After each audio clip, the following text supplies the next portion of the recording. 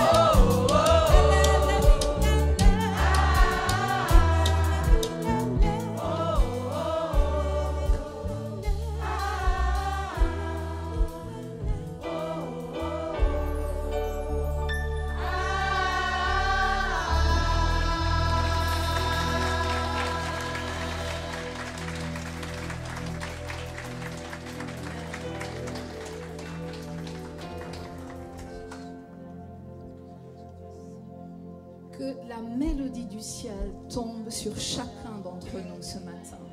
Que nous puissions nous laisser emporter, entraîner par l'Esprit et à louer Dieu, à l'adorer, à lui dire combien nous l'aimons, combien il est tout pour nous. Amen, amen. Amen.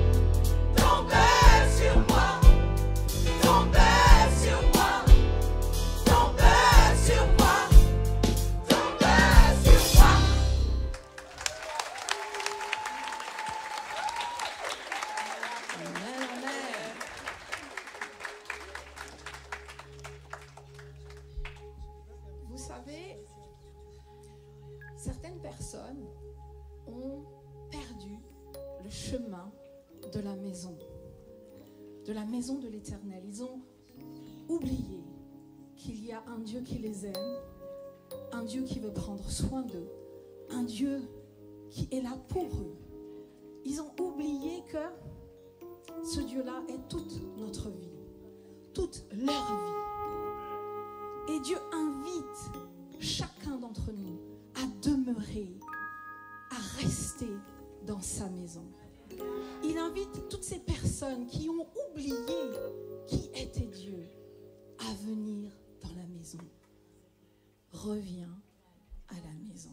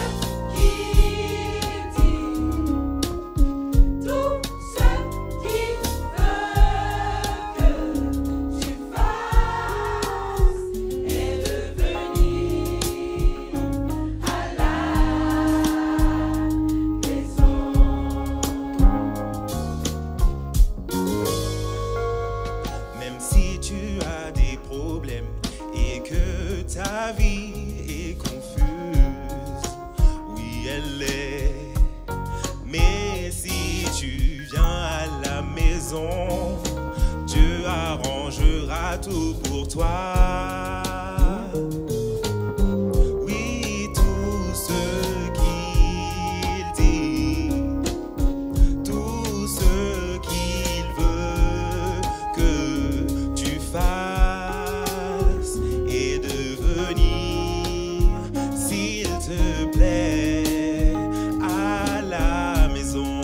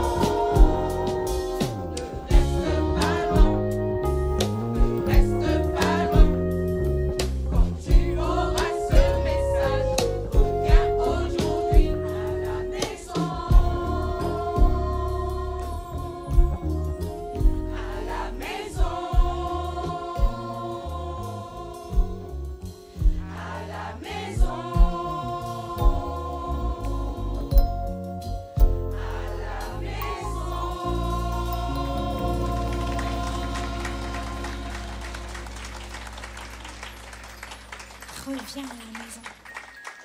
Reviens à la maison. À la maison, il y a de l'amour. À la maison, il y a la paix. À la maison, il y a la joie. Jésus est là pour panser tes blessures, pour redonner un sens à ta vie. Reviens à la maison.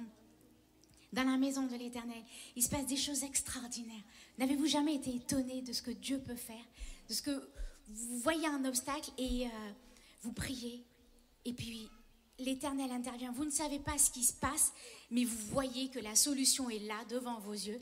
Et c'est extraordinaire et vous savez que vous avez un papa là-haut qui vous aime et qui intervient auprès de vous, qui intervient pour vous, qui combat pour vous. Loué soit Dieu. Le chant qui suit dit « Oh l'allez, oh là là, allez, allez, alléluia ». C'est un chant d'exclamation qui dit combien l'Éternel fait des merveilles dans la vie de chacun.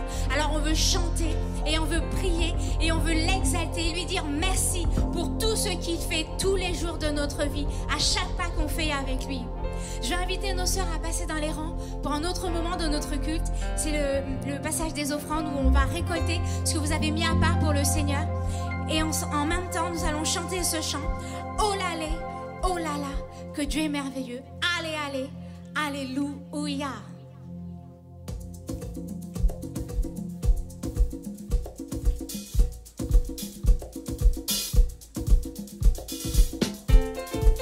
Les paroles sont simples, elles sont juste affichées.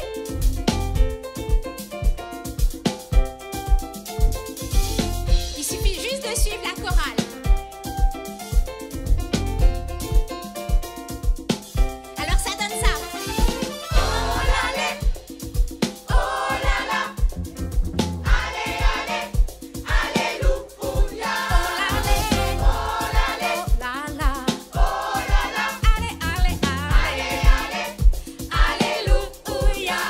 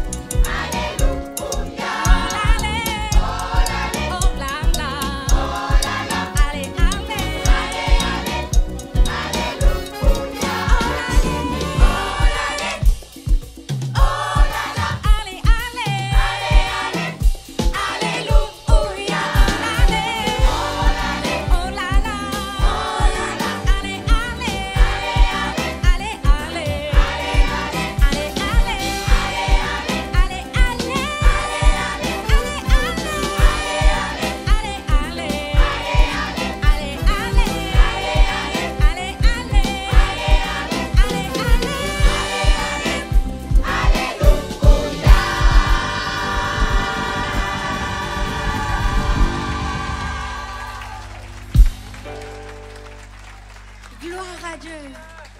Merci Seigneur. Merci pour tout ce que tu fais.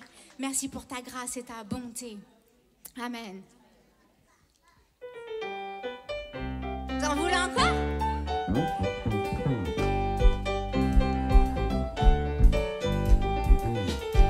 Oh, sing la la.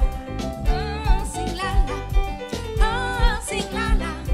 Oh, la la. Oh, sing la la. Oh, sing la la. Oh, sing la la.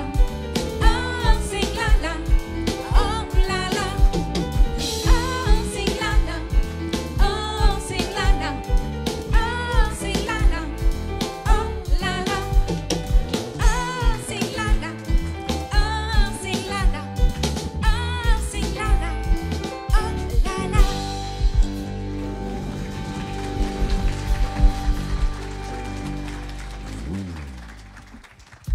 Bonjour à tous, hein. Quelle belle chorale.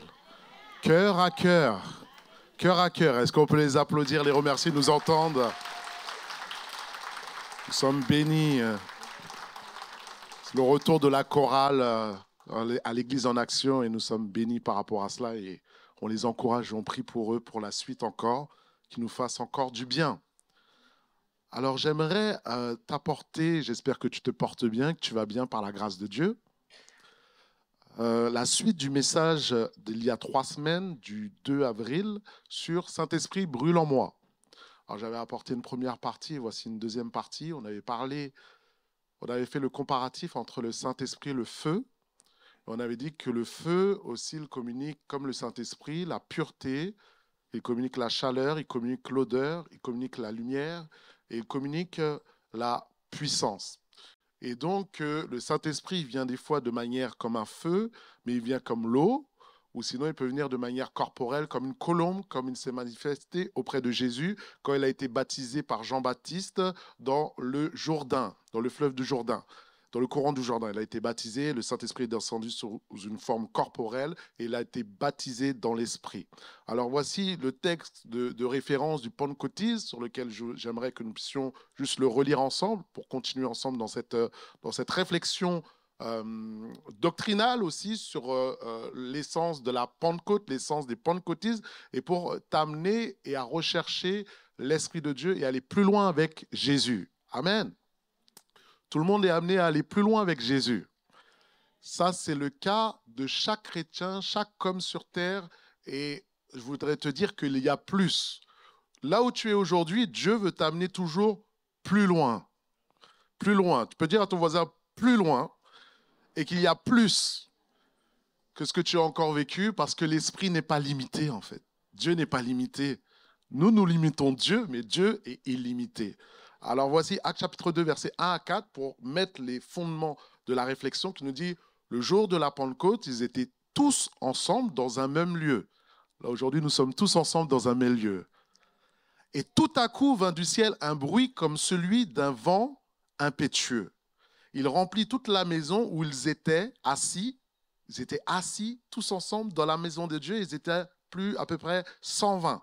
Et des langues semblables à des langues de feu leur apparurent et séparées les unes des autres et se posèrent sur chacun d'eux. Et ils furent tous remplis ils ont été tous remplis du Saint-Esprit. Ils se mirent à parler en d'autres langues selon ce que l'Esprit leur donnait de s'exprimer. Ça veut dire qu'il n'y a personne qui n'a pas reçu sa Pentecôte, il n'y a personne qui n'a pas été loin par l'Esprit, qui n'a pas commencé à manifester le baptême du Saint-Esprit par ses parler en langue surnaturelle. Donc c'est pour ça on va prendre le temps d'expliquer un peu cela.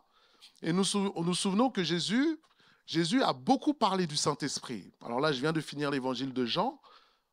Et Jean-Baptiste avait prophétisé, a dit, voici moi je suis venu pour baptiser d'eau, le baptême de la repentance, mais voici celui qui vient après moi est plus puissant que moi, et lui vous baptisera de Saint-Esprit et de feu. Alléluia. Et donc on voit que Jésus a beaucoup parlé de l'Esprit, alors qu'il allait vers la fin, il allait mourir à la croix. On voit en Jean 15, versets 26 à 27, il dit, quand sera venu le consolateur? Jésus est un consolateur, Dieu venu en homme, mais il a dit, il y a un autre consolateur qui va venir, je vous enverrai de la part du Père. Dieu le Père veut envoyer son esprit. l'esprit de vérité qui vient du Père. Et il rendra témoignage de moi, dit Jésus, et vous aussi, vous rendrez témoignage parce que vous êtes avec moi dès le commencement. Alors, c'est dans le plan de Dieu et la réflexion de Dieu d'avoir agi par les prophètes, par la loi, par Moïse dans l'Ancien Testament. Après, il a agi par la grâce, la nouvelle alliance avec Jean-Baptiste qui a préparé le chemin avec le Messie qui est venu, qui a enseigné, qui est mort à la croix, qu'il est ressuscité, il est élevé à la droite du Père et il intercède pour toi. Que quelqu'un dise Amen. Et que maintenant que Jésus est monté à la droite du Père, il a dit j'intercède, je procède du Père, j'envoie le Saint-Esprit qui a été promis. Promis par le Père, dès l'Ancien Testament. Joël chapitre 2, verset 28. Mais voici, nous allons simplement nous poser la question, mais qu'est-ce qu'est le baptême dans le Saint-Esprit? Qu'est-ce que le baptême de le Saint-Esprit pour éclairer la doctrine, la réflexion, la pensée? Il nous est dit qu'après ta conversion, il y a une deuxième expérience spirituelle que Dieu veut manifester dans ta vie, que tu as peut-être déjà manifestée. Et donc, de la même manière que tu es immergé dans l'eau quand tu te baptises d'eau, dans le baptême dans le Saint-Esprit, qui vient du grec baptiseo, tu es immergé dans la puissance de Dieu. Alléluia. Et donc, ce n'est pas simplement l'Esprit de Dieu qui habite en toi, la nouvelle naissance, mais il te remplit tout en toi. Ça, c'est le baptême de l'Esprit. Et donc, il est attesté de manière physique et visuelle et auditive par le parler en langue. Le parler en langue, c'est donc parler une langue par l'Esprit de Dieu, spirituelle ou naturelle, non donnée par l'intelligence, non donnée par ta capacité d'apprendre des langues physiques, mais c'est le Saint-Esprit qui t'inspire des choses surnaturelles. Alléluia. Donc c'est pour ça qu'on a besoin de comprendre le monde spirituel pour opérer dans le monde spirituel. Et la Bible est le manuel du Saint-Esprit, et le manuel de l'Esprit, et le manuel du rapport de la relation que Dieu veut avoir avec toi et avec moi. Et c'est pour ça qu'il a choisi le principe du parler en langue pour que tu puisses rentrer dans cette nouvelle dimension de la gloire de Dieu. Que quelqu'un me dise Amen. Que quelqu'un me dise Amen. Alors regarde, dans Actes chapitre 1, de 1 à 5, voici comment commence le livre des apôtres, qu'on pourrait dire aussi le livre du Saint-Esprit, les livres des actes du Saint-Esprit. Car maintenant, ce n'est plus Jésus qui va opérer pour faire les miracles, mais c'est les apôtres remplis du Saint-Esprit qui vont opérer. Mais c'est pour cela qu'il leur a dit, restez ici jusqu'à vous recevoir la promesse du Père. Il a dit, restez, restez. Et il a prophétisé, il a dit, regarde, dans Actes chapitre 1, verset 1 à 5, regarde. Théophile, j'ai parlé de mon livre. Ça, c'est Luc qui a écrit les Actes des Apôtres. Il a écrit l'évangile de Luc, et il est médecin, et il a écrit les Actes des Apôtres. De tout ce que Jésus a commencé à faire et à enseigner dès le commencement, jusqu'au jour où il fut enlevé au ciel. Jésus est enlevé au ciel. Et de la même manière dont il a été enlevé au ciel, il reviendra dans le ciel, du ciel sur terre. Donc déjà, il y a la prophétie de l'enlèvement qui est là. Alléluia. Et après avoir donné ses ordres par le Saint-Esprit aux apôtres qu'il avait choisis, après qu'il eut souffert, il leur apparut vivant. Il leur en donna plusieurs preuves, se montrant à eux pendant 40 jours et parlant des choses qui concernent le royaume de Dieu. Aïe, aïe, aïe, aïe, aïe.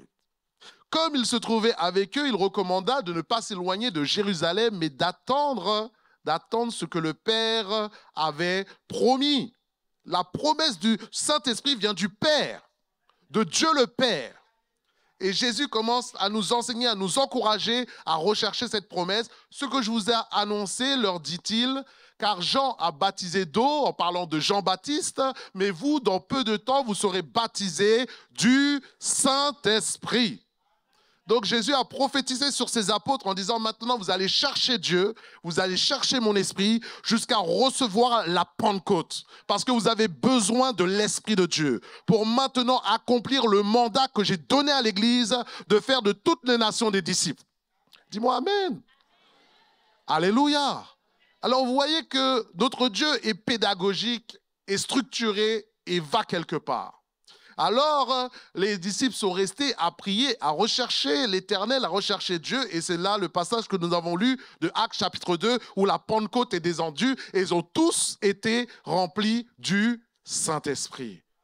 Ce que Dieu désire, c'est que toute l'Église en action soit baptisée du Saint-Esprit. Ce que Dieu veut, c'est que tu sois rempli du Saint-Esprit, toi, ton mari, tes enfants, toute ta descendance. Alléluia. Et que toute l'Église en action soit remplie de la gloire de Dieu. Mais plus que ça, toute l'Église universelle, car c'est le plan de Dieu. Le plan de Dieu est écrit déjà dans les Écritures. C'est pour ça, pour que tu saisisses ce que Dieu veut pour toi, lis la Bible, saisis la Bible, médite la Bible. Et alors après, tu peux marcher selon les Écritures. Alors regarde, parce que des fois maintenant, les gens se posent, c'est quoi le parler en langue? Et des gens, des fois, reçoivent le parler en langue et disent, mais à quoi ça sert? Et les Écritures nous expliquent à quoi sert le parler en langue. Alléluia. Il y en a qui ont reçu le parler en langue ici. Il y en a qui parlent en langue. Alléluia. En tout cas, les Écritures expliquent cela. Il nous dit, qu'est-ce que le parler en langue? 1 Corinthiens chapitre 13, verset 1 nous dit, quand je parlerai la langue des hommes et des anges. Si je n'ai pas l'amour, la charité, je ne suis rien. Je suis comme une cymbale qui retentit. Ça veut dire que la chose la plus importante que l'homme, le chrétien, doit rechercher, c'est l'amour de Dieu. L'amour de Dieu, Dieu, aimer son prochain. 1 Corinthiens chapitre 12, 1 Corinthiens chapitre 13, 1 Corinthiens chapitre 14. Ce qu'on appelle un peu un sandwich spirituel où Dieu enseigne sur le Saint-Esprit ou sur les dons de l'Esprit, la recherche de l'Esprit. Donc je t'encourage à lire cela chez toi et à méditer.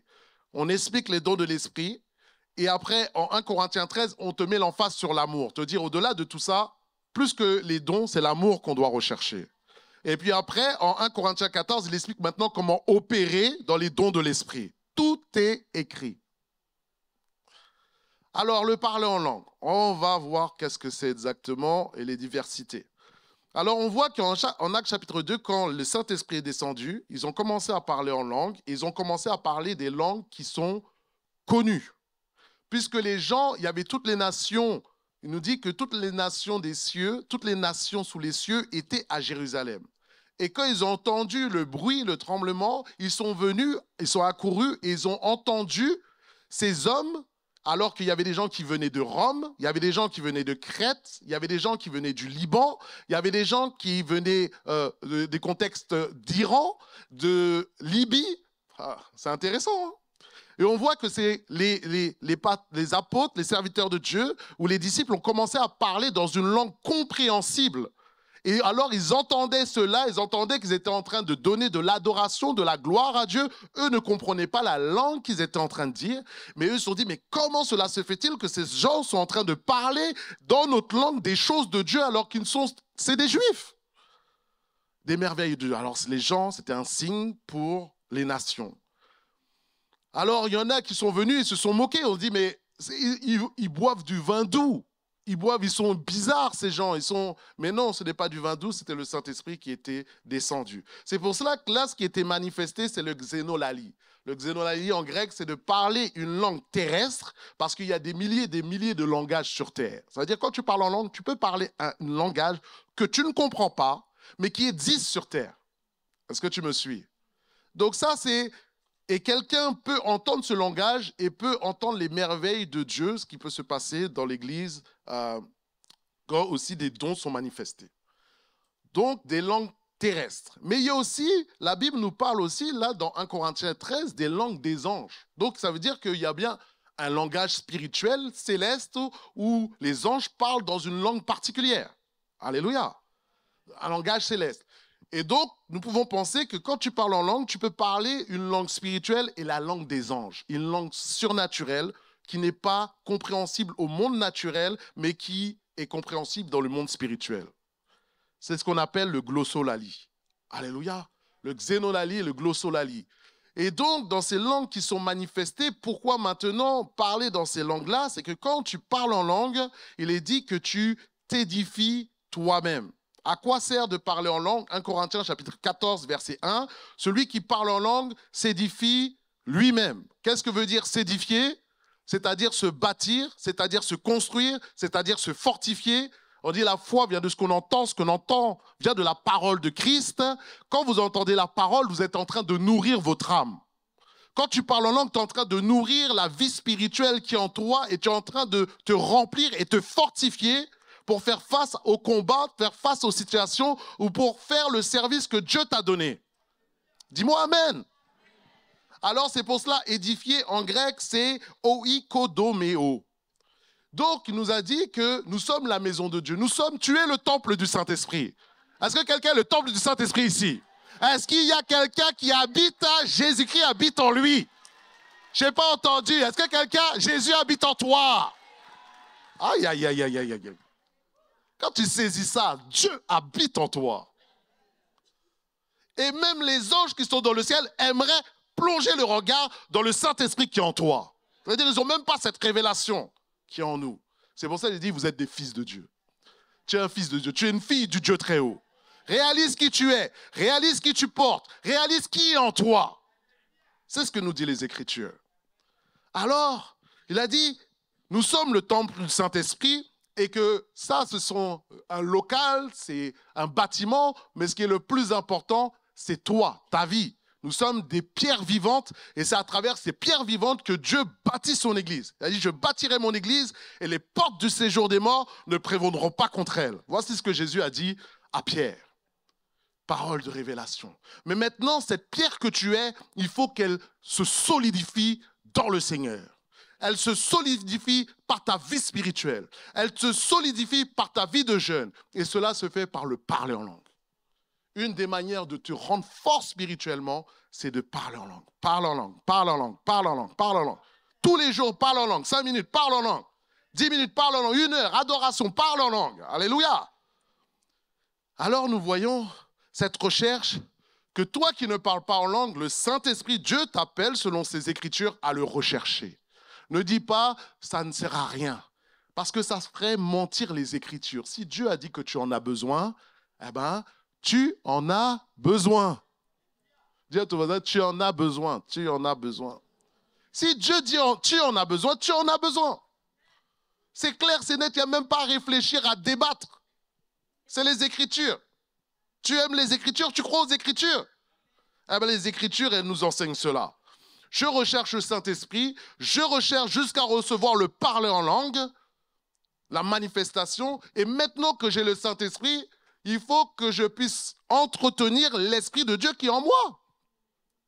Ça veut dire que c'est toi qui décides de parler. L'Esprit des prophètes est soumis aux prophètes. Ta bouche ne s'ouvre pas toute seule pour parler en langue. Tu as le choix d'ouvrir la bouche ou ne pas l'ouvrir. Tous les jours. Alléluia.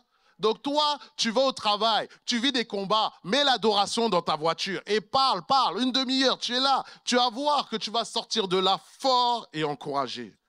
Alléluia. Regarde ce que dit Jésus. Waouh, Jésus, lors de la Pâque, Jean chapitre 7, verset 37, le dernier jour, le grand jour de la fête, c'est-à-dire la Pâque. On vient de fêter la Pâque. On vient de fêter la Pâque. Jésus mort et ressuscité, élevé à la droite du Père et qui intercède maintenant pour tout son peuple. C'est ce qui s'est passé, c'est ce que nous avons fêté la semaine dernière. Mais maintenant, nous sommes dans cette partie. Nous sommes exactement, selon le calendrier romain, dans le cadre maintenant de Jésus ressuscité qui est avec ses disciples et qui est en train de les enseigner pendant 40 jours. Jusqu'à, tu vas voir, on va fêter la fête de la Pentecôte. Alléluia.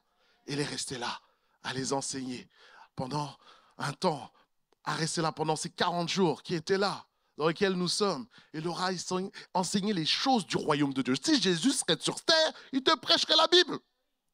Si Jésus serait sur terre, il t'enseignerait la parole de Dieu. Parce que c'est ce qu'il a fait, il l'a fait avant, il l'a fait après, et il l'a fait quand il a été ressuscité, il a pris ses disciples, il a continué à leur parler l'enseignement. Ah. Alors, il dit, le dernier jour, le grand jour de la fête, Jésus se tenant debout s'écria, « Si quelqu'un a soif, qu'il vienne à moi et qu'il boive. Celui qui croit en moi, des fleuves d'eau vive couleront de son sein. » Oh, oh, des fleuves d'eau vive couleront de son sein. Comme dit les Écritures. Donc là, il se rappuie sur l'Ancien Testament. Et il dit cela, et regarde maintenant l'explication, il te donne l'explication. Il dit cela de l'Esprit qui devait recevoir ceux qui croiraient en lui. Est-ce qu'il y a des gens qui croient en Jésus ici? Est-ce qu'il y a des gens qui croient en Jésus? Les fleuves de vie viennent sur toi. Les fleuves de vie viennent sur ta famille. Les fleuves de vie viennent sur ta descendance. Et Jésus a prophétisé sur ta vie. Jésus a prophétisé sur ton service. Jésus a prophétisé sur ta vie. Ah, des fleuves d'eau vive. C'est pour ça. Excuse-moi si je suis un peu... Excuse-moi, hein? Pardonne-moi. Hein? L'Esprit de Dieu. Alors, laisse-moi te donner cette explication. Est-ce que tu as un portable? Tout le monde a un portable maintenant. Hein? Ton portable, iPhone, smartphone, Android, je ne sais point, ton téléphone, tu le charges. Tous les jours ou tous les 3 jours. Il y en a, c'est toutes les 5 heures. Et ils ont les batteries rechargeables avec, au cas où. Hein? Et ton téléphone, quand il n'est pas chargé, eh ben, malgré qu'il est puissant, tu fais en 5G, là, tu fais des appels jusqu'au pays, au Congo, en WhatsApp, en vidéo. Mais quand il n'a pas d'énergie, il ne fonctionne pas. Ils peuvent avoir toutes les applications du monde, ça ne fonctionne pas. De la même manière, ta vie est un portable. Tu es un portable. Et tu as besoin d'être relié, d'être branché à la prise. Cet branchement, c'est Jésus-Christ. Le cordon, c'est Jésus. Et le cordon, tu rattaches à quoi? À la centrale nucléaire. La centrale nucléaire, elle donne l'énergie. Elle est limitée. Elle donne de l'énergie, de la puissance. La centrale énergie, c'est le Père qui est dans le ciel, qui est illimité. Et son énergie est disponible pour toi, pour donner la force, pour te donner l'amour, te donner la paix, te donner la joie. Mais dis Amen! Mais dis-moi Amen!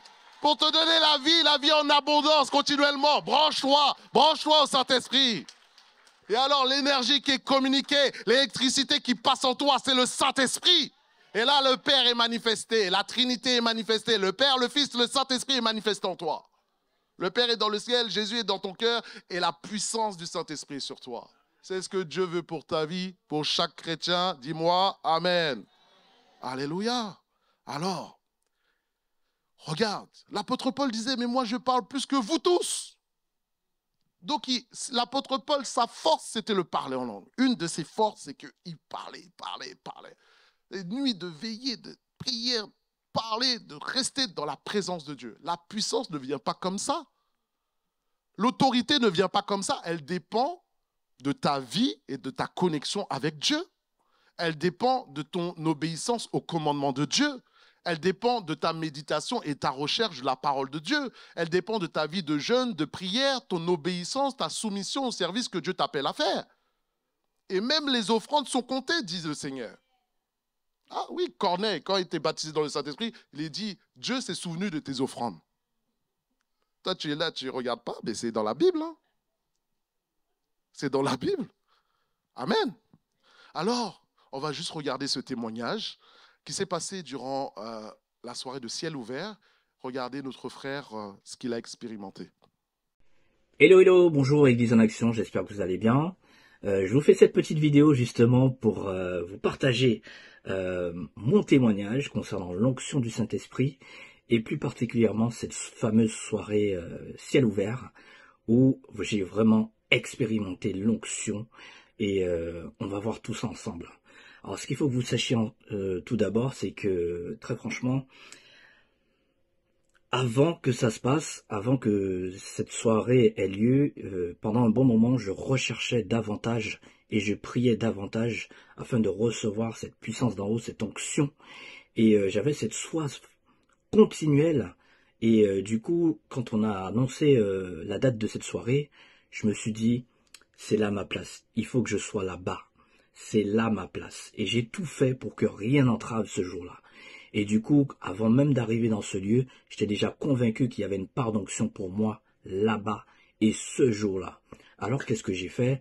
Le jour où je suis arrivé, quand je suis rentré, j'ai senti une atmosphère qui était saturée de l'esprit. Et du coup, quand je me suis avancé pour qu'on puisse m'imposer les mains, très franchement, là, il s'est passé des choses. J'ai commencé à parler en langue. Mais avant de parler en langue, il y a quelque chose qui m'a ramené à une époque de ma vie, qui m'a fait comprendre que, mais en fait, tu as déjà expérimenté cette chose. Tu as déjà expérimenté l'onction du Saint-Esprit. Le jour de l'école du dimanche à Grand Camp en Guadeloupe, j'avais déjà expérimenté la puissance, la Pentecôte, avec mes amis d'école du dimanche. Et du coup, là, je me suis dit, très franchement, sans bégayer, mais de manière flèche. Là, je me suis dit, ok, c'est toi, ok. Et là, j'ai commencé à me relâcher.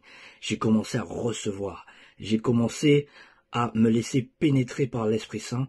Et ce qui s'est passé aussi, c'est que, ce qu'il faut que vous sachiez, c'est que là, ma langue s'est déliée. J'ai commencé à parler dans d'autres langues. J'ai commencé à me laisser guider par l'Esprit. Et mais le plus important, c'est le lendemain. Le lendemain, j'ai reçu, mais c'est comme si un fleuve m'avait emporté là. Et en même temps, cette sensation comme si une ligne à haute tension tombe sur vous et vous saisit. Et en fait, j'ai reçu une puissante force. Et je peux vous dire que j'ai pleuré, jamais autant pleuré de ma vie. Jamais autant pleuré de ma vie. Mais j'ai reçu une force. C'est comme si... Bref. Mais je peux vous dire que c'est quelque chose... vous expérimentez, mais des fois, vous pouvez pas mettre de mots dessus. Et très franchement, c'était tellement fort. L'onction était là que je ressentais même plus mon corps, mes pieds. Et je peux vous dire que depuis... surtout que j'ai crié, j'ai pleuré, mais depuis, je suis plus sensible à la voix de Dieu et très franchement aussi, mon discernement, j'arrive à discerner encore plus facilement. Le discernement est beaucoup plus fluide et je prie différemment. Donc c'est pour vous dire que, voilà, tout ça pour dire que s'il y a un jeune qui hésite, s'il y a un jeune qui a reculé, voilà, ne repousse pas les chances. Saisis l'opportunité, saisis les charismes, saisis les dons que Dieu te donne. Saisis cette opportunité. Et parce que Dieu connaît le lendemain, Dieu nous connaît mieux que nous-mêmes. Et Dieu sait ce dont nous avons besoin pour notre ministère, pour notre croissance, pour notre renouvellement. Donc, si toi tu es là, tu écoutes cet audio, n'hésite pas. Marche par la foi. Même si tu comprends pas tout de suite, va par la foi. Va par la foi. Va par la foi. Donc soyez bénis. Et puis, voilà. Soyez bénis. Amen. Voilà. Et notre frère Ludovic est là. Il est présent. Voilà, tu peux te lever. Lève-toi comme ça, on te voit. Voilà ce qu'il a vécu, ce qu'il a expérimenté et qu'il a communiqué. Ta soif. Aie soif du Saint-Esprit. Ça sera fait selon ta soif, selon ton désir de rechercher ces choses d'en haut. Donc, il permet le baptême dans le Saint-Esprit, il te permet le parler en langue. Mais il te permet encore d'autres choses. Il te permet aussi d'opérer dans les dons spirituels. Alléluia, ça c'est quelque chose d'important aussi. Donc, le baptême dans le Saint-Esprit, c'est la porte du surnaturel. C'est la porte pour que l'Esprit de Dieu commence à t'utiliser dans les charismes, les 9 dons spirituels qui sont donnés en 1 Corinthiens chapitre 12, versets 7 à 11. Je vais les lire. Il nous est dit, or, à chacun, la manifestation de l'Esprit. À chacun, la manifestation de l'Esprit pour l'utilité commune. L'utilité, ça veut dire pour le don spirituel n'est pas pour toi, mais pour bénir le peuple de Dieu. C'est toujours pour bénir ton frère et ta sœur. C'est non pour s'enorgueillir et pour dire moi j'ai ça. Non, c'est pour glorifier le nom de Jésus. Alléluia. En effet, à l'un est donné par l'Esprit une parole de sagesse, à une autre une parole de connaissance selon le même esprit, à un autre la foi par le même esprit, en fait le don de foi exactement, à un autre le don des guérisons par le même esprit, à un autre le don d'opérer des miracles, et à un autre la prophétie, à un autre le discernement des esprits, et à un autre la diversité des langues, et à un autre l'interprétation des langues. Un seul et même esprit qui opère toutes ces choses, les distribuant à chacun comme il le veut. Donc, quand nous voyons là les 9 dons spirituels spectaculaires de Dieu, nous voyons 3 listes qui se dégagent. Les dons d'inspiration. Dans les dons d'inspiration, la prophétie, don des langues, don d'interprétation. Maintenant, c'est là où je vais mettre une précision. Quand on parle du don, il y a une différence entre le parler en langue et le don des langues. Et des fois, il y a confusion. le parler en langue, on vient de l'exposer à Actes chapitre 2. Tout le monde parle en langue et le parler en langue est pour tout croyant par le baptême dans le Saint-Esprit. Maintenant, le don des langues, c'est de donner un message surnaturel de Dieu comme une prophétie qui demande le don d'interprétation des langues. Alléluia.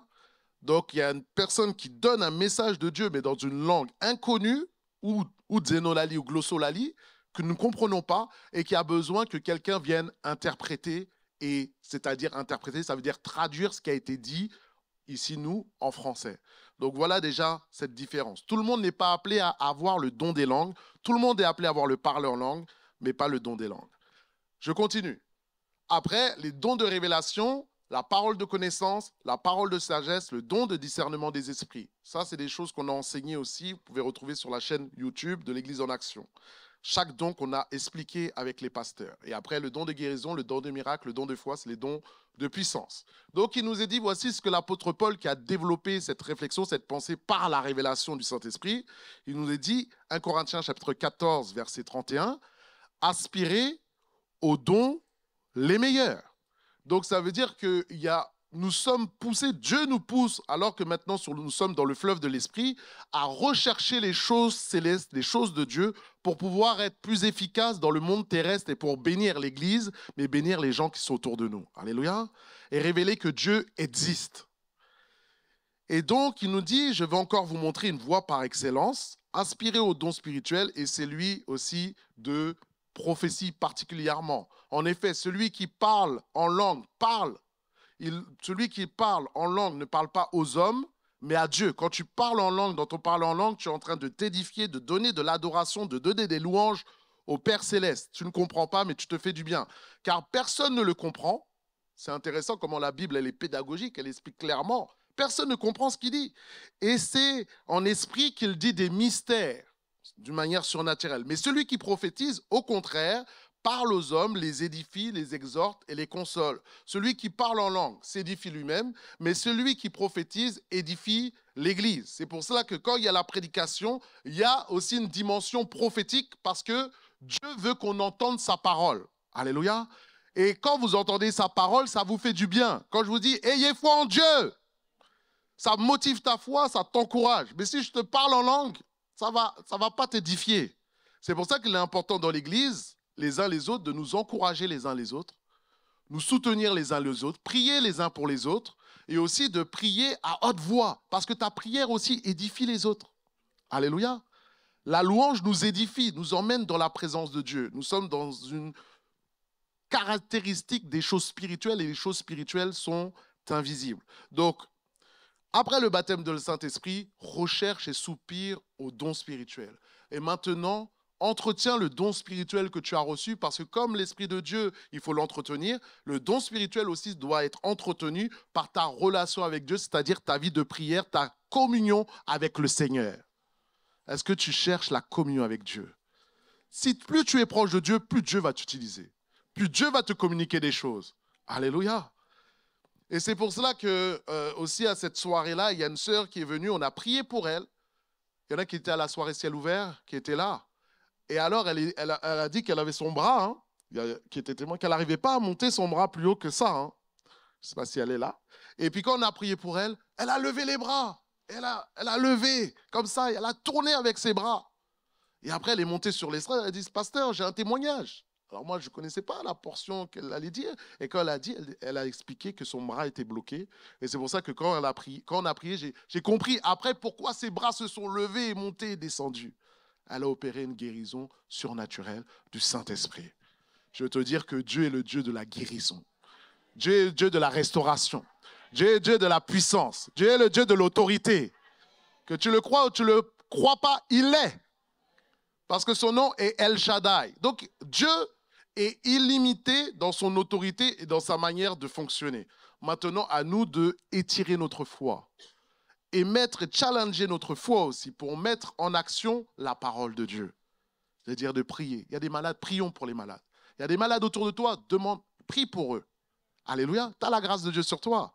Ce n'est pas juste pour les pasteurs, les serviteurs de Dieu. Il a dit, vous imposerez les mains. Il faut finir le verset. Vous imposerez les mains aux malades et seront guéris. On n'a pas parlé aux apôtres, on a parlé à tout le peuple de Dieu. Ça, c'est la grâce du Saint-Esprit. Alors, nous continuons. Il permet aussi, le Saint-Esprit, le baptême de Saint-Esprit, de rendre témoignage avec force. Te permet de rendre témoignage avec force. Et ça, c'est quelque chose de bien important. Regarde, Actes chapitre 1, verset 8, vous recevrez une puissance. Est-ce que tu as la puissance de Dieu? Est-ce que nous réalisons cette puissance, cette autorité? Le Saint-Esprit survenant sur vous et vous serez quoi? Mes témoins. Le Saint-Esprit a été envoyé sur toi, le baptême dans le Saint-Esprit a été mis sur toi pour un but. Et le but, c'est d'être témoin de Jésus, c'est-à-dire de parler de Jésus avec assurance, avec force. Et vous serez mes témoins à Jérusalem, dans toute la Judée, dans la Samarie et jusqu'aux extrémités de la terre. Comprenez qu'on est dans un contexte de persécution, dans un contexte où Jésus est mort parce qu'il était le Messie. Donc, il fallait une force surnaturelle qui était donnée de la part de Dieu pour pouvoir rendre témoignage avec force. Parce que n'oublions pas que l'objectif ultime de Dieu sur terre, c'est de sauver un maximum d'hommes. C'est de sauver tous les hommes sur terre, de sauver tous les peuples et de les amener à lui par le Saint-Esprit afin qu'ils reçoivent Jésus comme Seigneur et Sauveur et que leur nom soit inscrit dans leur livre de vie. Ça, c'est l'objectif le plus important pour Dieu. Et pour ça, il veut t'utiliser. C'est pour cela qu'il nous a dit que Jésus était oint du Saint-Esprit de force, Jésus de Nazareth, pour pouvoir accomplir, aller de lieu en lieu, faisant du bien et guérissant tous ceux qui étaient sous l'empire du diable, car Dieu était avec lui. Car Dieu était avec lui. Et de la même manière que Jésus maintenant a marché sur terre, baptême d'eau, baptême du Saint-Esprit, revêtement de puissance, opération dans la puissance, il veut que nous agissions de la même manière. Tu peux t'identifier, baptême d'eau, baptême du Saint-Esprit, don spirituel, et maintenant opérer, parler, prêcher, enseigner, évangéliser. Alléluia. Voici pourquoi Jésus aussi est venu sur terre par rapport à cela et te dit, ce n'est pas un esprit de timidité que tu as, un esprit de force. Pour que tu communiques autour de toi. Ne dis pas, oh, je ne peux pas parler de Dieu, moi, ce n'est pas mon affaire, c'est l'affaire de tous les chrétiens. C'est l'affaire de tous les chrétiens et il y a un enjeu de paradis et d'enfer parce que le paradis existe, mais l'enfer existe aussi. Il faut qu'on dise les choses. Alors, maintenant, avoir le baptême du Saint-Esprit ne me fait pas de moi quelqu'un de mieux que toi. On n'est pas plus les uns que les autres, notre valeur ne change pas devant Dieu, nous sommes aimés de Dieu. L'amour de Dieu ne change pas. Tu es aimé de Dieu. Et il a prouvé à la croix, regarde ce que Jésus a fait à la croix. Si tu doutes de l'amour de Dieu. Mais maintenant, il dit que quand tu es baptisé dans le Saint-Esprit, ton statut spirituel change. Ça veut dire que, est-ce que tu peux mettre la diapo, au lieu d'avoir un pistolet, parce que nous sommes dans une guerre spirituelle, tu as un bazooka. Un bazooka. Ah, tu aimes ce mot-là. Hein? Tu vois, ce n'est pas la même chose. Hein? Quand tu envoies un boulet, là, mais dans le monde spirituel, il y a les démons, il y a les anges, tout ça. Donc, plus tu es équipé, plus tu t'es range, plus tu peux opérer et faire des dégâts dans le monde spirituel. J'ai dit, plus tu peux faire des dégâts dans le monde spirituel. Cherche l'équipement de Dieu, cherche l'autorité de Dieu, cherche la puissance de Dieu. Parce que eux, les démons, ils veulent tout faire pour détruire les hommes sur terre. Mais nous sommes envoyés pour faire le bien. Nous sommes envoyés pour bénir. Nous sommes envoyés pour amener la lumière, la vie autour de toi, quelles que soient les ténèbres qui sont là. C'est pour ça qu'il dit, toute occasion, bonne ou mauvaise, pour parler du Seigneur autour de toi. Parler du Seigneur. Et laisse-moi te raconter une histoire. Tu me permets? Alors, c'était il y a un mois, au mois de mars. Au congrès des pasteurs, il y a des restaurants, il y a un hippopotamus. Et on est allé manger. Et souvent, quand on a les conférences, à midi, il n'y a pratiquement que des pasteurs qui sont là. Donc, le lieu, il est loin. Vraiment. Là, la ville, elle est ointe, en fait. Parce qu'il y a 500, 700 pasteurs qui sont là, de toute la France. Et les gens, il y avait un serveur qui était là, il me regarde et il me dit « Ah, mais vraiment, on sent la différence avec vous. Vous êtes des gens de bien. » Toi, tu es là, tu es en train de boire ton café, tu vois. Tu es juste en train de manger. Mais tu vois qu'il voit une différence de comportement entre les gens qui sont dans le Seigneur et les gens qui n'y sont pas, voyez. Et là, il me dit « Ah, vous êtes des gens de bien. » Ah, je dis « Ah, ça... » Et après, tout d'un coup, il me dit « Mais moi aussi, je suis quelqu'un de bien. » Je dis J'ai rien demandé. Hein. Vous voyez un peu? Mais toi, tu sais de quoi je parle. La lumière appelle la lumière. C'est-à-dire, toi, tu as la lumière et tout d'un coup, ils ont besoin de dire, moi aussi, hein. Moi aussi, hein, tu sais, moi aussi, je suis là, hein, moi aussi. Hein. Et donc, alors, je dis, ben, prouve-le. Ah oui, marche sur ses paroles. Prouve-le. Alors, il est parti. Moi, j'étais avec ma famille. J'ai prié. J'ai dit, Seigneur, permets qu'il nous bénisse, il nous donne du thé gratuit. Oui, j'ai fait, Seigneur, permets qu'il donne du thé gratuit. Il est revenu avec le thé. Tenez, je vous donne du thé gratuit, vraiment. J'ai dit, ah merci Seigneur. Et alors, j'ai commencé à parler. Alors, j'ai dit, ah voilà, je voyais qu'il était ouvert. Il était d'origine orientale. Il était ouvert. Alors, je commence à lui parler, à lui dire, oui, tu crois? Oui, je crois en Dieu, ah, bah, à sa manière. Je lui ai dit, bah, écoute, fais le bien, aime les gens autour de toi, ne mens pas. Et là, il fait, oui, oui, oui, vous voyez, c'est simple. Et alors, j'ai dit, est-ce que je peux prier pour toi? Parce qu'il faut expérimenter maintenant. Il me fait, oui, on est dans l'hippopotamus. Alors, je prends sa main, je peux prendre ta main, je prends sa main, on prie. Tu ne pars pas en intercession pour les nations, là. Tu pries, c'est cadré, 30 secondes, 1 minute. L'Esprit de Dieu est là. Seigneur, bénis-le, agis dans sa vie, fais ta grâce. Fais-lui du bien, révèle-toi à lui. Après, j'ouvre les yeux, je dis, ah, j'ai chaud, j'ai chaud, j'ai chaud. Et effectivement, il avait une grosse goutte de sueur comme ça. Et après, il me dit, je sens des frissons dans mon corps, dans tout mon corps. J'ai dit, ah, est-ce que ça t'est déjà arrivé? Ah non, j'ai jamais reçu ça de ma vie. Et même quand je suis en train de vous parler, je sens encore les frissons. J'ai dit, ah, nous, on sait c'est quoi? On sait c'est quoi? Le Saint-Esprit. Le Saint-Esprit n'est pas limité d'agir que dans l'église, il agit en dehors. Il t'accompagne en dehors au travail. Il est disponible pour se manifester. Alors je lui ai dit, voilà, le Seigneur t'aime, Dieu t'aime. Et alors là, évangélisation par YouTube. Ben écoute, tu vois le message, marchons dans la joie sur YouTube, voilà, j'ai des messages. Ben écoute ça. Ah ben oui, ben c'est super, parce que là, en fait, je finis le travail, je rentre chez moi, et ben là, en rentrant chez moi, je vais écouter le message. Alléluia. Il y a des opportunités qui nous sont données pour parler de Jésus. Prends l'opportunité simplement. Avec simplicité, l'Esprit de Dieu va t'accompagner. Amen. Nous continuons. Dans une autre pensée, c'est que le baptême du Saint-Esprit qui est en toi, le Saint-Esprit aussi te permet d'avoir plus d'assurance. Plus d'assurance dans ta vie chrétienne et dans la vie de tous les jours, dans le fonctionnement de l'Église. Qu'est-ce que je veux dire par là? Comme j'ai dit, le Saint-Esprit qui est en toi, ce n'est pas un esprit de timidité, c'est un esprit de force, d'amour et de sagesse. Ça, c'est ce qui est en toi. Et souvent, on dit, ah, mais moi, je suis timide, c'est mon caractère, je suis comme ça. Oui, mais Dieu, il y a plus en toi, en fait. Tu vois ce que je veux dire?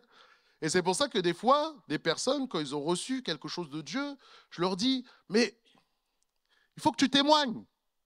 Il faut que tu témoignes. Et là, elle me dit, ah non, non, non, pasteur, ah non, non, non. Parce que là, prendre le micro, parler devant tout le monde, là. Prier dans l'église. Ah, il faut que je prie à haute voix, mais je sens l'esprit me pousse, j'ai envie de prier. Mais, j'ai peur, j'ai le cœur qui palpite. Le Saint-Esprit est là pour te pousser à prier.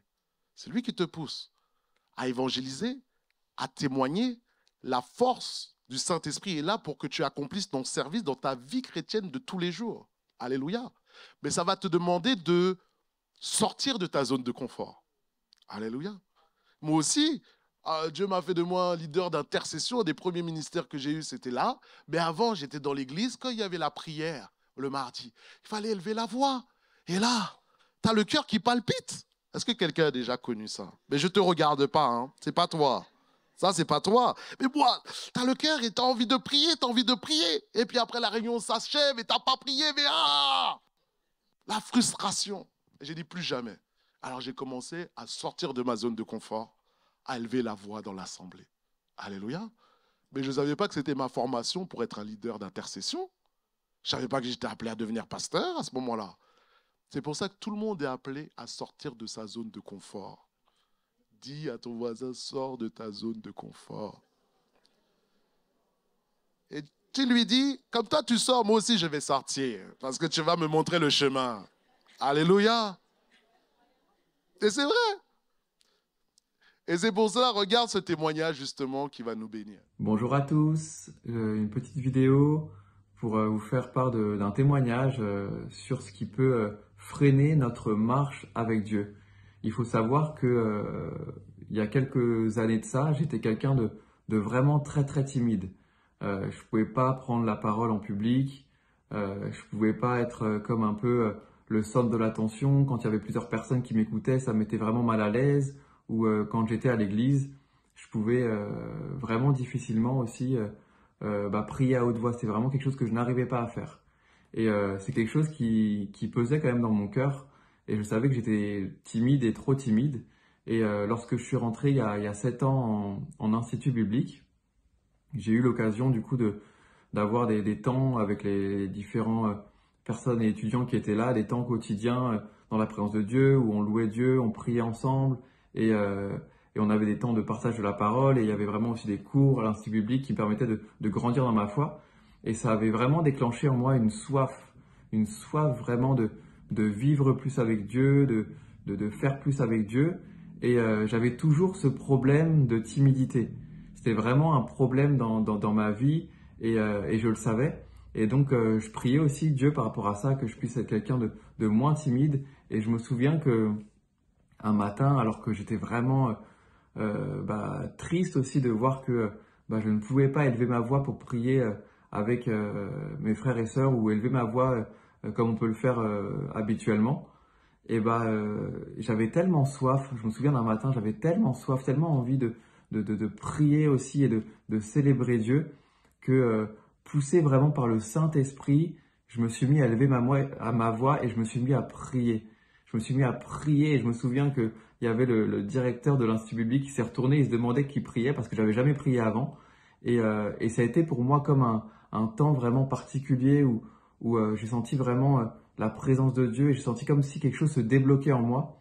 Et depuis ce jour-là, je n'ai fait que de progresser, et c'est comme si cette timidité s'était progressivement effacée pour que je puisse pleinement être au service de Dieu. Donc vraiment, Dieu vient à notre secours dans nos faiblesses, même dans nos traits de caractère où on n'est pas encore vraiment affûté dans ce que Dieu aimerait qu'on soit. Dieu vient à notre secours par son Saint-Esprit, et il permet vraiment qu'on puisse grandir quotidiennement. Alors, peu importe ce que vous n'arrivez pas à faire, ou ce que vous aimeriez, de la manière dont vous aimeriez grandir encore avec Dieu, persévérez, demandez au Saint-Esprit de vous aider, et il le fera.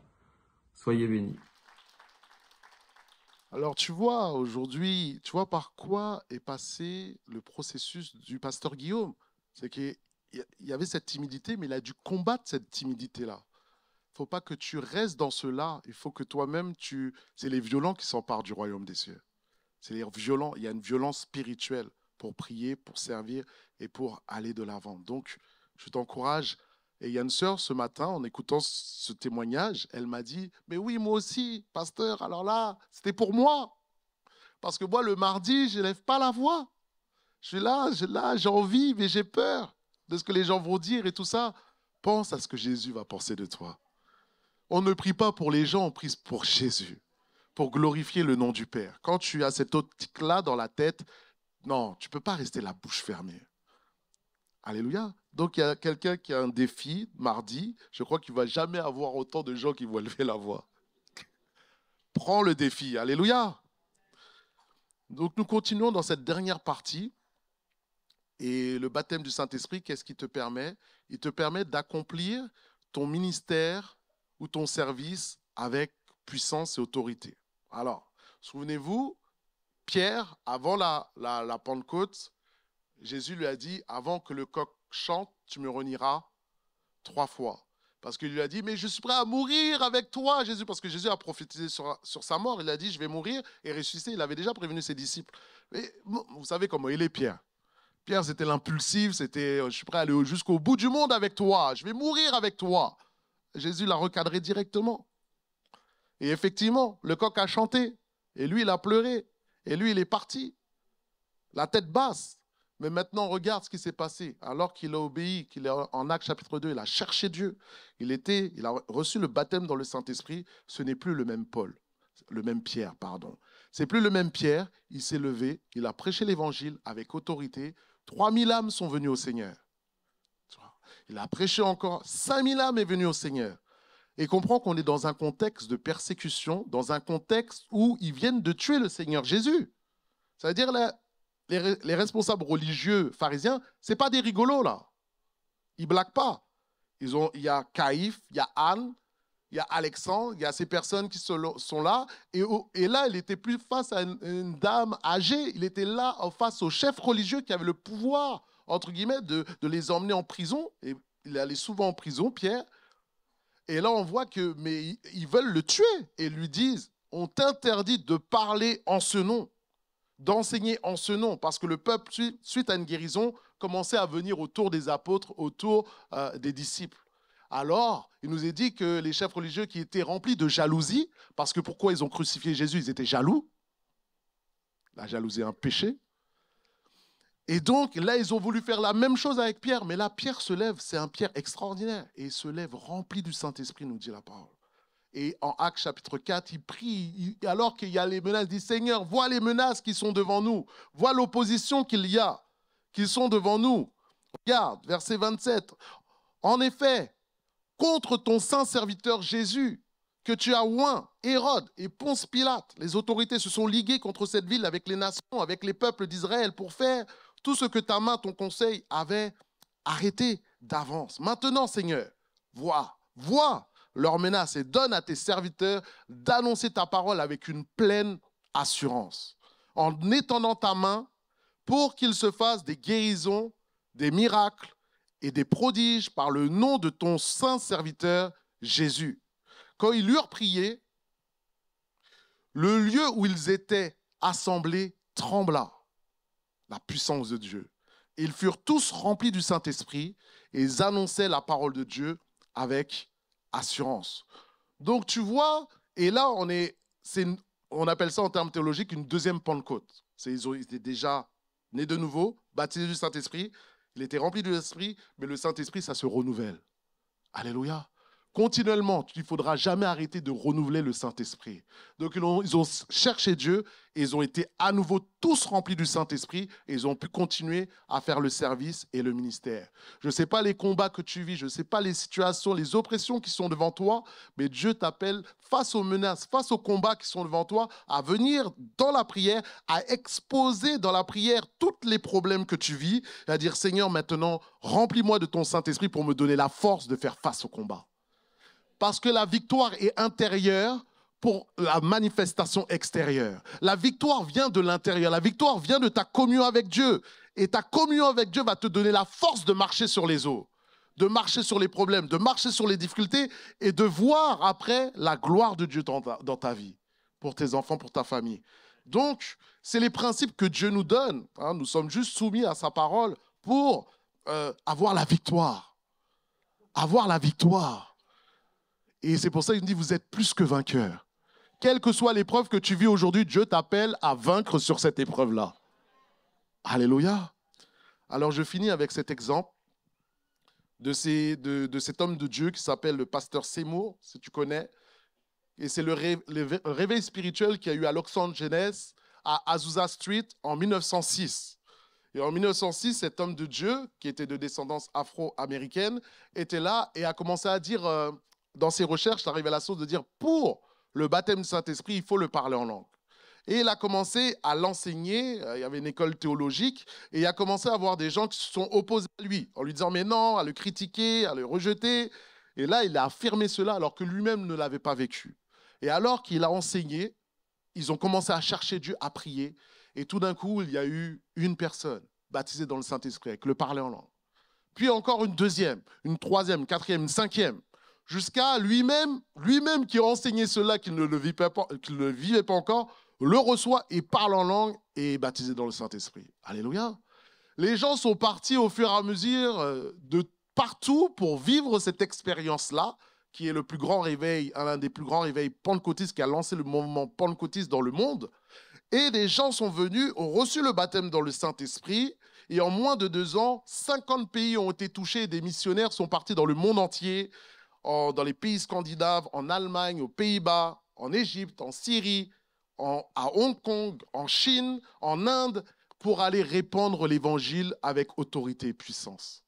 C'est pour te dire, c'est ce que Dieu veut faire à l'Église en action. Il veut que le Saint-Esprit soit, l'effusion du Saint-Esprit descende à un tel niveau qu'on part, des missionnaires partent d'ici. Les serviteurs se lèvent et vont faire le réveil. Pas simplement dans l'Église, mais dans le monde. Alléluia. C'est pour cela, simplement, je finis. Recherchons la gloire de Dieu. Recherchons la manifestation du Saint-Esprit. Recherchons le baptême du Saint-Esprit selon les Écritures afin de manifester sa gloire et sa puissance dans ma vie et dans mon service. Amen. Est-ce que nous pouvons nous lever dans la présence de Dieu? Et je t'invite à fermer les yeux. Fermons les yeux et restons. Connecte-toi à l'Esprit de Dieu parce que Dieu est omniscient, donc il est présent. Il est présent là par son Esprit. Et soyons dans sa présence. Reste connecté par sa présence. L'Esprit de Dieu qui est en toi se connecte au Père qui est dans le ciel par Jésus-Christ. Et simplement alors, Saint-Esprit, viens dans ce lieu. Répands-toi dans ce lieu. Ta présence se répand dans ce lieu. Car quand nous invoquons ton nom, tu descends et tu tombes comme la pluie. Tu aimes ton peuple, tu nous aimes chacun. Fais ton œuvre, fais ton ministère. Nous voulons vivre les choses du ciel, les choses que tu as prévues. Alors mon premier appel, c'est si toi tu ne connais pas encore le Seigneur Jésus, l'Esprit de Dieu maintenant te touche et te convainc. Je t'invite simplement à lever la main là où tu es. Je vois ta main. Je vois ta main, je vois ta main. Simplement d'accepter Jésus comme Seigneur et Sauveur. Car c'est la chose la plus importante sur terre. Y a-t-il d'autres personnes qui veulent encore lever la main et accepter Jésus? Gloire à Dieu. Les mains se lèvent dans ce lieu. L'église soit en prière, je vois ta main, enfant. Qui consume-moi, consume-moi. Dans ta présence, je m'abandonne à ta gloire, pour ta gloire. Alors, fais cette prière avec moi, que toute l'Église répète avec moi. Seigneur Jésus, je te remercie pour ta parole. Je te reçois dans mon cœur comme Seigneur et Sauveur. Pardonne-moi mes péchés et fais-moi marcher sur le droit sentier. Dans le nom de Jésus. Amen. Restons dans la prière. Reste dans la prière. Viens jaillir en moi. Immerge-moi ta bonté. Les cieux ouverts. Alors maintenant, je t'interpelle, toi, dans ce deuxième appel. Si tu ne connais pas, tu ne parles pas encore en langue, tu n'as pas reçu le baptême dans le Saint-Esprit, je t'invite, même toi qui es devant ton écran, le Saint-Esprit n'est pas limité pour te toucher à distance, car Dieu est omniscient et il est là où tu es. Lève simplement ta main là où tu es. Si tu veux recevoir le baptême dans l'Esprit, le baptême de feu, et parler et vivre cette expérience que le frère Ludovic nous a dit. Car je crois en Dieu. Je crois que rien n'est impossible à Dieu. Pour ta gloire.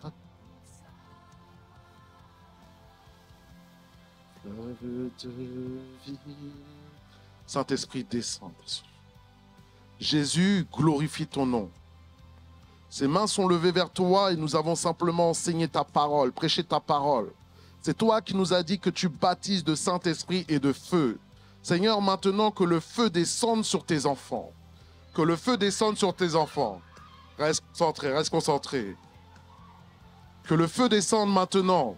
Localise les âmes, localise les mains. Et répands le feu, répands le feu, répands le feu. Le baptême dans le Saint-Esprit. Que la puissance de Dieu te visite. Que la puissance du Saint-Esprit vienne sur toi. Que la puissance du Saint-Esprit te touche. Que Jésus touche tes langues, touche ta bouche. Et que le fleuve de vie vienne. Que les fleuves de vie viennent. Que les fleuves du ciel descendent sur toi.